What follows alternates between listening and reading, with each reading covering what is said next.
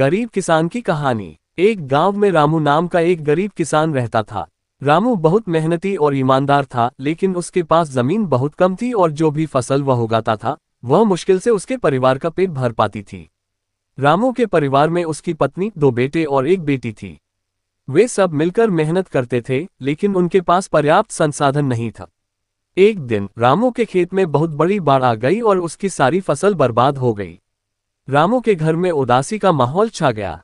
उसके बच्चे भी दुखी थे और उसकी पत्नी चिंता में थी। रामू बच्चों से, बच्चों, हमें एक नए साहस के साथ फिर से शुरुआत करनी होगी। ये बाढ़ हमें नहीं रोक सकती। हमें फिर से मेहनत करनी होगी और अपने खेत को फिर से उपजाऊ बनाना होगा।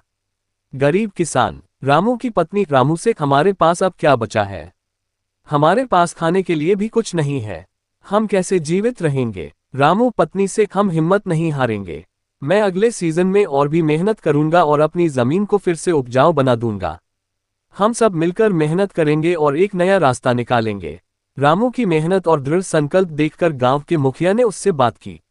गांव का मुखिया रामू से, रामू, तुम्हारी मेहनत और दृढ़ संकल्प ने हमें सिखाया है कि कठिनाइयों का सामना कैसे किया जाए। मैं तुम्हारी मदद करने के लिए गांव वालों से बात करूंगा। हमें एकजुट होकर इस समस्या का समाधान ढूंढना होगा। मुखिया की बात सुनकर गांव वाले रामू की मदद के लिए आगे आए। गांव वालों ने मिलकर रामू के खेत को फिर से उपजाऊ बनाने के लिए काम किया। उन्होंने नई तकनीकों और उपायों का उपयोग किया जिससे फसल की उत्पादकता बढ़ सके। रामू के पास साहस और धैर्य की कोई कमी नहीं थी। उसने गांव के मुखिया और अन्य किसानों की मदद से अपनी जमीन को फिर से उपजाऊ बना दिया। अगली फसल अच्छी हुई और रामू के परिवार की स्थिति में सुधार होने लगा। रामू पत्नी से, देखा, हमारी मेहनत रंग लाए।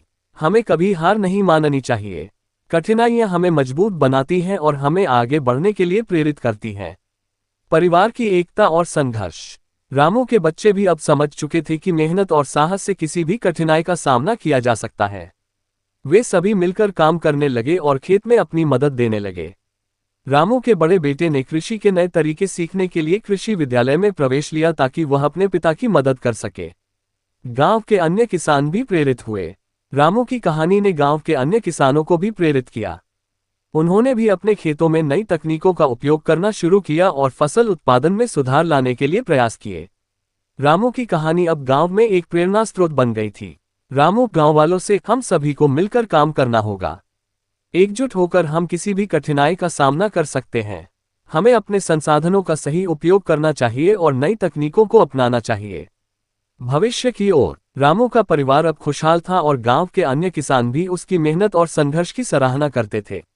रामू का जीवन एक प्रेरणा बन गया था और उसकी कहानी हर किसी को ये सिखाती थी कि मेहनत और साहस से किसी भी कठिनाई को पार किया जा सकता है।